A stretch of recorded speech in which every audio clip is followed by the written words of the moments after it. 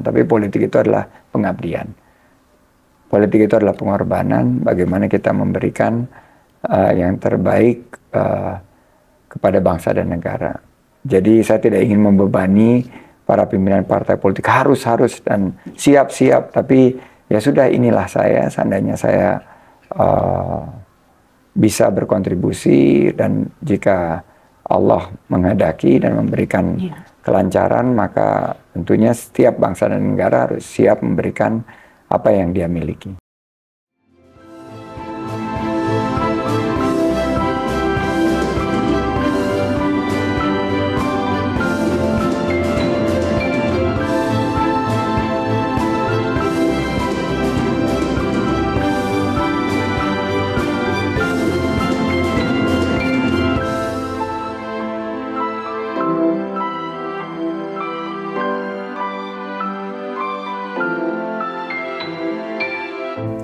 Salam IKA Lemhanas.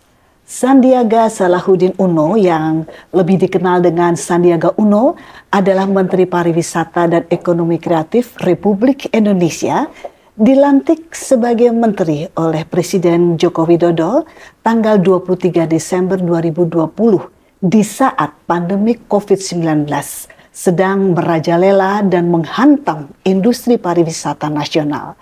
Saat itu jumlah kunjungan wisatawan turun hingga 75% dari tahun 2019 atau hanya 4 juta kunjungan saja. Namun di tahun 2023, seorang Sandiaga Uno berani menargetkan 8,5 juta kunjungan wisatawan asing dan 1,4 miliar kunjungan wisatawan Nusantara. Dan saat ini Bapak Sandiaga Uno sudah berada dengan kita untuk kita berbincang mengenai tugas Bapak, masa kecil Bapak, dan kemudian rencana Bapak kemudian. Tapi kalau melihat penampilan Pak Sandiaga Uno itu nggak pantas Pak dipanggil Bapak gitu ya Pak. Silakan Tante Ida mau panggil apa?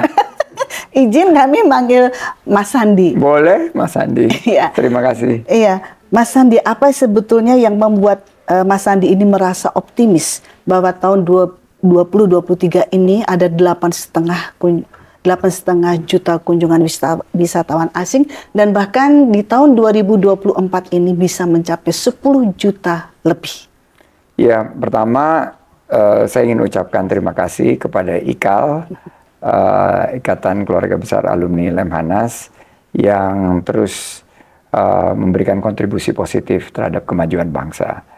Dan dengan 25.000 anggotanya ini adalah juga yang membuat saya semakin yakin bahwa kita bisa mencapai target-target yang diberikan oleh Bapak Presiden Jokowi.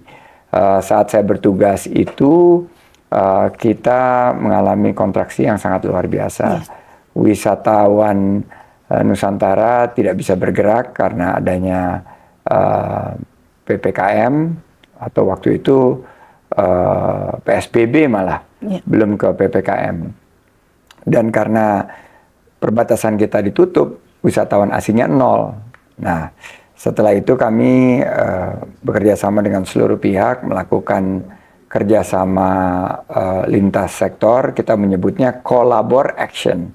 Jadi kolaborasi yang dipadukan dengan aksi, sehingga akhirnya secara perlahan 2021-2022 kami mulai bangkit lebih cepat dan pulih lebih kuat.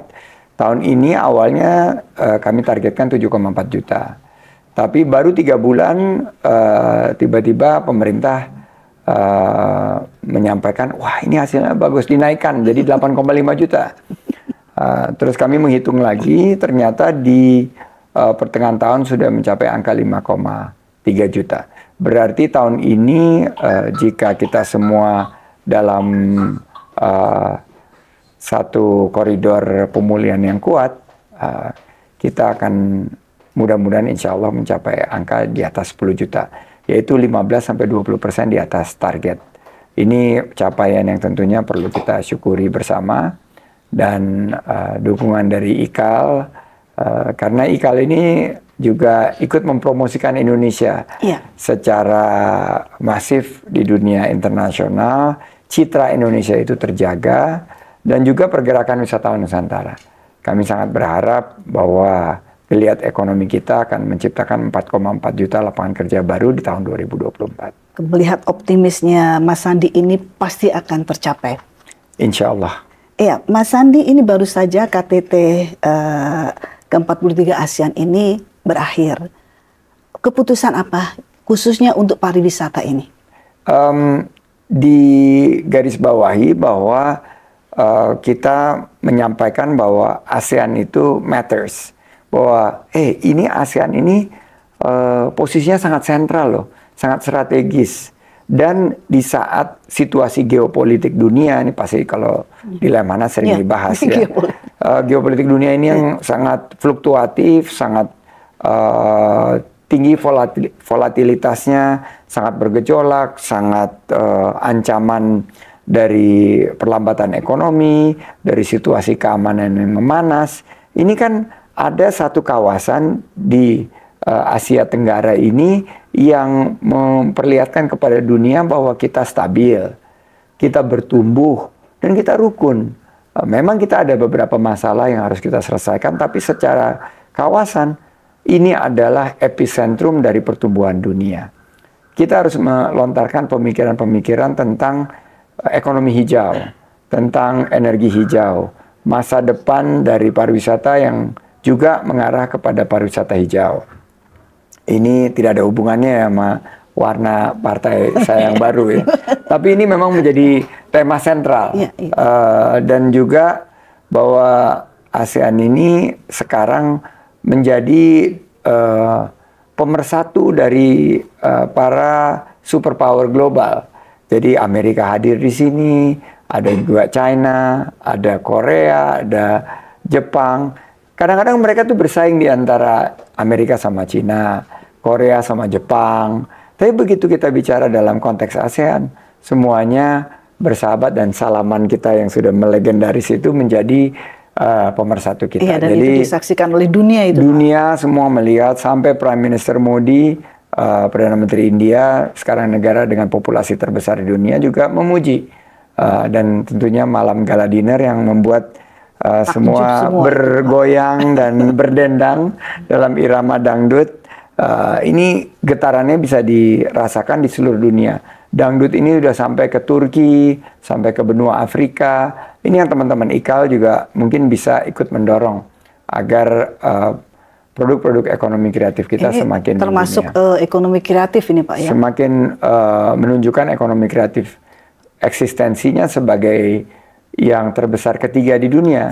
Setelah Amerika dan Korea, kita nomor 3. Apa yang akan kita genjot Pak? Kita genjot adalah kuliner. Kita harus bisa lebih tampil di dunia luar. Nasi goreng, soto, sate, gado-gado, dan rendang kita yang terkenal ini harus lebih kita promosikan. Fashion kita sekarang sudah 27 miliar dolar pertumbuhan dan ekspor dari industri fashion kita. Batik-batik yang dipakai oleh Bu Ida ini juga dipakai oleh Kamala Harris, dipakai oleh pemimpin-pemimpin dunia lainnya termasuk Nelson Mandela. Juga kita dorong dari segi musik, film. Ini film-film kita juga mulai digemari di OTT streaming dunia. Jadi saya sangat antusias dan saya sangat optimis kita bisa mengambil peluang ini untuk menjadi pemenang. Ya, kalau begitu Bapak, bagaimana gambaran Indonesia yang Mas Sandi impikan ini 10 hingga 22 tahun mendatang saat Indonesia berusia 1 abad ini? Indonesia emas itu bisa kita tandai pariwisata kita berkualitas dan berkelanjutan. Jadi kita tidak hanya menghitung jumlah wisatawan, tapi lama mereka tinggal, bagaimana mereka menikmati Indonesia dengan keindahan alamnya, kearifan budayanya, juga dari segi masyarakatnya yang penuh dengan bermartabat dan sangat ramah. Ini juga bisa menghasilkan dampak ekonomi, penciptaan lapangan kerja yang luas. Yang kedua, kan generasi muda ini ingin healing lebih sering, ingin benerin feeling sambil refreshing. Tapi nggak bikin kantong kering, apalagi kepala pening. Jadi pariwisata kita harus menampilkan pariwisata yang universal. Makanya saya mengembangkan program-program seperti desa wisata, program-program ekonomi kreatif lainnya. Jadi pariwisata itu bukan hanya untuk yang berduit, tapi juga untuk seluruh kalangan masyarakat. Ada produk-produk wisata yang bisa kita arahkan untuk seluruh masyarakat kita. Sehingga saat Indonesia Emas 2045, kita bisa memiliki ekonomi terbesar 5 besar dunia. Kita bisa memiliki pendapatan per kapita di atas $20.000. Kita bisa mencapai status sebagai negara maju. Kita juga bisa menghadirkan Indonesia yang sangat toleran dalam konsep Bhinneka Tunggal Ika, di mana keberagaman adalah kekuatan, dan Indonesia ini bisa layak diperhitungkan dalam percaturan pergaulan bangsa-bangsa besar dunia lainnya. Iya, karena memang ekonomi kreatif ini menjadi tumpuan untuk ekonomi masa depan. Karena di sana ada 34 juta pekerja di ekonomi kreatif ini, Bapak. Nah, kemudian ini bagaimana, Pak, persiapan Hari Ekonomi Kreatif Nasional tanggal 24 Oktober mendatang ini, Pak? Terima kasih juga dukungan IKAL dan Lemhanas karena atas dorongan dari total 45 juta masyarakat Indonesia yang tinggal dan hidup di kawasan dan destinasi pariwisata dan ekonomi kreatif dan menggantungkan hidupnya di sektor pariwisata dan ekonomi kreatif, mereka mengajukan bahwa Hari Ekonomi Kreatif Nasional itu sesuai dengan Undang-Undang Ekonomi Kreatif yang telah digagas oleh Bapak Presiden dan digolkan di DPR tanggal 24 Oktober. Nah, kami sudah menyiapkan beberapa kegiatan bekerjasama dengan para pelaku ekonomi kreatif, komunitas, institusi pendidikan, akademisi, juga media dan pemerintah pusat, daerah, dan juga dunia usaha, agar Hari Ekonomi Kreatif yang mulai pertama kali kita luncurkan di tahun 2023 ini bisa menyambut Indonesia yang diinginkan oleh Bapak pendiri bangsa kita. Bapak pendiri bangsa kita kan ingin bahwa kita sesuai dengan kedaulatan bangsa, bisa mencerdaskan kehidupan bangsa dan memajukan kesejahteraan umum.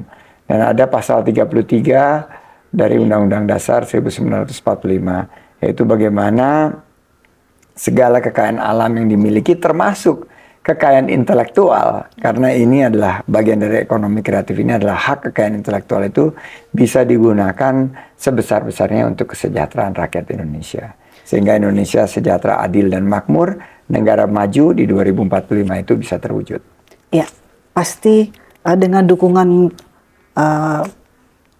pemuda-pemuda kita itu pasti akan terwujud, Pak. Nah, ini melihat dari keberhasilan Mas Sandi ini, kami juga ingin mengetahui bagaimana pada masa waktu kecil. Tentunya masa waktu kecil ini sangat mempengaruhi kepribadian karakter Mas Sandi ini.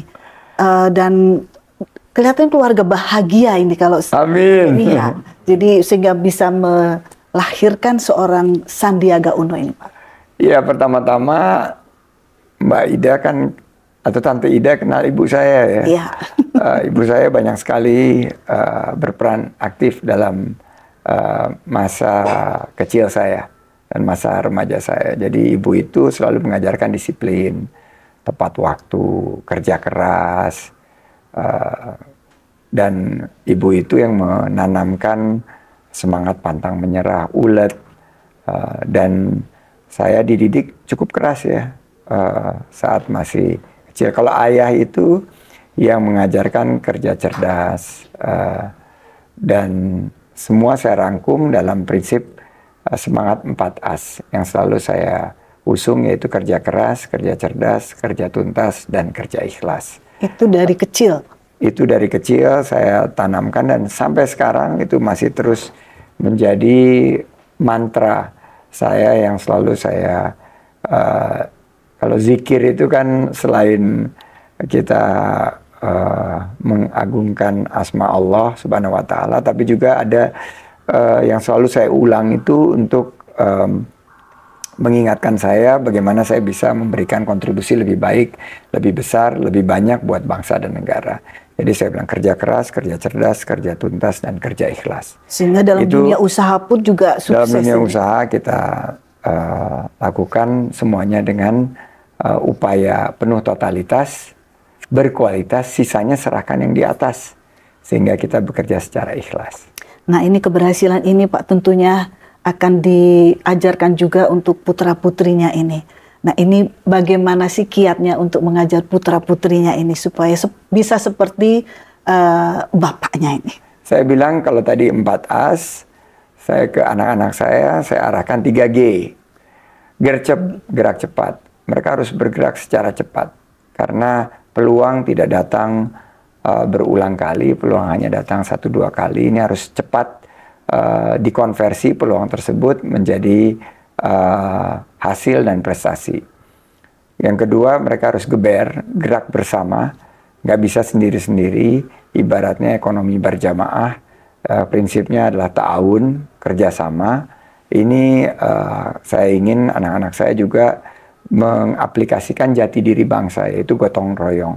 Kita ini bangsa yang guyup dan rukun.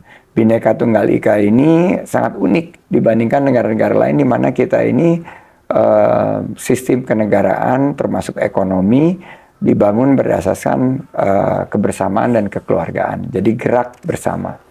Dan G yang ketiga itu gaspol. Gercep, geber, dan gaspol. Garap semua potensi, terkhusus potensi online. Makanya gaspol. Sekarang itu online karena kita ada di era digitalisasi, kita harus pastikan kita bisa membuka peluang usaha dan lapangan kerja seluas-luasnya untuk bangsa dan negara kita. Nah, ini kami juga ingin mengetahui bagaimana cara Mas Sandi mengajarkan putra-putrinya itu cinta Indonesia, cinta tanah air ini. Yang simpel-simpel aja, saya selalu menyampaikan bahwa mereka berkarir di luar negeri. Ada 2 putri saya yang sekarang satu berkarir dan bekerja di Boston, yang kedua sedang tugas di New York. Mereka ini mencintai Indonesia dari hal-hal yang sangat simple, mulai bahwa mereka selalu menyukai makanan Indonesia. Kalau ada acara resmi, mereka selalu menggunakan fashion Indonesia. Dan sebisa mungkin mereka juga bangga buatan Indonesia.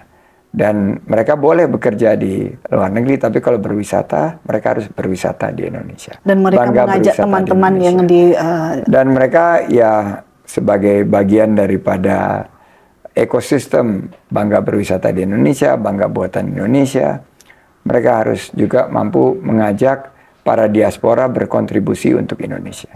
Ya, kebetulan di IKA Lemhanas juga ada khusus untuk diaspora ini. Ini juga sudah terbentuk. Ya, diaspora ini kan jumlahnya sudah sangat banyak ya, jutaan. Ini mungkin juga perlu disentuh dengan pemantapan nilai, taplai tadi. Nilai-nilai kebangsaan itu nilai kebangsaan ya. Dan sekarang karena sudah ada fasilitas platform daring, ini kan mereka bisa diajak untuk memahami dan mengaplikasikan nilai-nilai kebangsaan kita. Ya, Mas Sandi sudah sukses di dunia usaha, sudah sukses juga menjalankan amanah menjadi menteri. Kemudian kami juga ingin tahu, Mas Sandi juga cemerlang di bidang politik, diawali sebagai kader Gerindra. Nah, kalau tidak salah darah politik dari Mas Sandi ini turun dari kakek yang Bapak Abdul Uno yang pernah mendirikan partai politik di Gorontalo bernama Gerakan Kebangsaan Indonesia atau Gerkindo. Apakah ini memang sudah menjadi satu turunan ini sehingga Mas Sandi sudah sukses di usaha kemudian berpaling ke politik? Gerkindo ini terus akhirnya melebur ke PNI. Dan saya sebetulnya sama sekali tidak ngeh terhadap darah politik di keluarga saya sampai diingatkan oleh ayah saya, karena saya selalu berpikiran saya itu punya keturunan itu adalah dari kalangan pendidik, karena kakek saya guru, kakek yang dari ibu. Ya, guru. Om saya itu profesor, ada dosen, ibu saya juga guru, dan kakak saya juga mengajar. Tapi begitu saya masuk ke dunia usaha sebagai generasi pertama di keluarga kami yang memiliki profesi entrepreneur, itu dibilang ini entrepreneur salah satu yang pertama di generasi saya. Setelah itu begitu saya masuk ke politik, justru ayah saya yang mengingatkan ini seperti Opa, katanya. Opa dulu mendirikan Gerkindo sebelum bergabung akhirnya dengan PNI. Jadi saya mengalir saja, tidak terlalu mematok-matok apa yang ingin saya lakukan dalam pelayanan publik melalui aktivitas di partai politik. Tapi saya ingin kembali berkontribusi, karena sebelumnya saya mendapatkan begitu banyak karunia, rahmat, dan juga rezeki dari dunia usaha, dan semua dunia usaha saya kembangkan di Indonesia. Saatnya saya memberikan apa yang saya miliki kepada kemajuan bangsa. Ini adalah paying back time atau kontribusi kepada Ibu Pertiwi yang merupakan rasa terima kasih dan pengabdian dan pengorbanan sebagai warga negara untuk kemajuan bangsa. Tentunya ada keseimbangan antara politik, kemudian usaha, kemudian sebagai menteri ini, Pak. Keseimbangan itu hanya dari segi, kalau di dunia usaha saya sudah tidak aktif lagi semenjak masuk di politik untuk menghindarkan konflik of interest atau benturan kepentingan, semua dijalankan oleh profesional. Namun yang politik ini juga sudah ada panduannya. Selama tugas di kementerian, tentunya tugas dan fungsi di kementerian menjadi prioritas. Dan seandainya ada tugas di politik, maka itu ada garis yang memisah. Dan seandainya nanti ada amanah yang lebih besar lagi, ya tentunya harus ada mekanisme seperti cuti atau mekanisme lainnya yang pernah saya jalani juga. Malah waktu wakil gubernur, saya memutuskan untuk mundur. Saya menyampaikan saya tidak ingin setengah-setengah, saya ingin totalitas. Waktu menjadi cawapres di 2018-2019, saya nyatakan langsung mundur. Padahal waktu itu diberikan opsi untuk cuti. Tapi karena saya ingin menunjukkan kepada seluruh masyarakat bahwa jika kita diberikan sebuah peluang, kita jangan setengah-setengah, kita harus totalitas. Makanya saya waktu itu mundur dan memberikan mungkin inspirasi ya bagi saya sendiri untuk bekerja lebih keras lagi bagi Indonesia. Ya, awal masuk dunia politik ini melalui Gerindra. Tapi bulan Juni lalu, Mas Sandi ini resmi bergabung dengan Partai Persatuan Pembangunan. Apakah ini adalah persiapan menuju langkah lebih lanjut ini, menjadi calon wakil presiden? Semuanya mengalir secara natural, secara alami. Di Partai Gerindra ini saya sudah 8 tahun sebagai pengurus, 10 tahun sebagai kader. Dan saya sangat berterima kasih kepada Pak Prabowo diberikan kesempatan. Dan ada pengabdian berikutnya. Dan saya diminta untuk membantu P3, partai yang ada di posisi 9 dari 9 partai yang ada di parlemen untuk ditingkatkan suaranya. Jadi kebermanfaatan inilah yang saya merasa terpanggil, dan saat saya diberikan pesan oleh para kiai, para ulama untuk membantu P3, maka akhirnya seizin dari pimpinan termasuk Pak Prabowo, saya menyatakan mundur dari Partai Gerindra dan memulai karir baru ya. Dari ini jadi partai dengan raihan suara nomor 2 ke yang paling bawah gitu.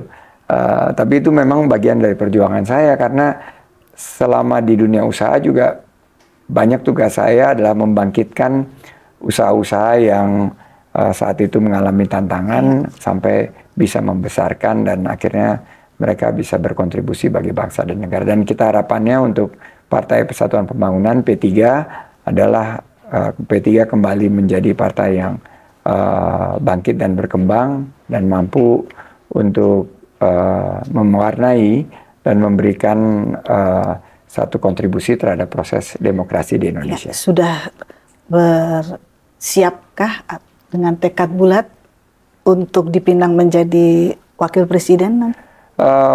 Keputusan itu ada di pimpinan partai politik. Saya tidak terlalu mematok-matok, tidak. Saya meyakini bahwa politik itu bukan mencari jabatan, tapi politik itu adalah pengabdian. Politik itu adalah pengorbanan, bagaimana kita memberikan yang terbaik kepada bangsa dan negara. Jadi saya tidak ingin membebani para pimpinan partai politik harus dan siap, tapi ya sudah, inilah saya. Seandainya saya